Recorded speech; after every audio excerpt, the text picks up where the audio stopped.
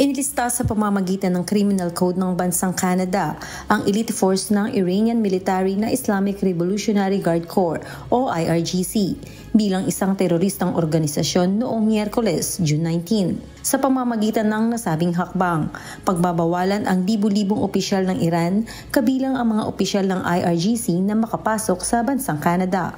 Tinawag ito ng Public Safety Minister ng Canada na si Dominic LeBlanc na isang makabuluhang kasangkapan sa paglaban sa pandaigdigang terorismo.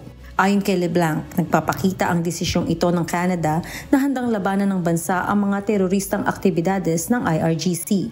Dagdag pa ni LeBlanc, ang patuloy na pagsasawalang bahala ng Iran sa karapatang pantao sa loob at labas ng Iran ay isa sa mga dahilan sa likod ng desisyong ito ng bansang Canada. Sa naturang hakbang, kinakailangan ng mga Canadian financial institution na i-freeze ang mga asset ng IRGC. Samantalang ipinagbabawal naman sa mga Canadian citizens na magkaroon ng kahit na anumang ugnayang pampinansyal sa nasabing grupo. Hinimok naman ni Foreign Minister Melanie Joly ang mga Canadians na nagbabalak pumunta ng Iran na huwag na itong ipagpatuloy. Samantalang hinimok naman niya ang mga Canadian na nasa Iran na lisanin na ang naturang bansa. Nagsimulang magkaroon ng problema sa pagitan ng Canada at Iran noong 2012 nang putulin ng Ottawa ang diplomatikong ugnayan sa Tehran dahil sa nuclear program at suporta nito sa Syrian government ng Bashar al-Assad.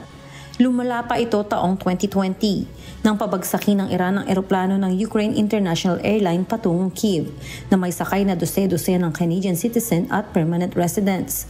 Sa kabila na sinabi ng Iran na ito'y aksidente lamang, inakusahan ng Canada ang Iran ng pagkabigo na magsagawa ng isang walang kinikilingan at makatarungang pagsisiyasat at pag-uusig na naaayon sa international na batas. Early Briones, humahataw sa balita ngayon.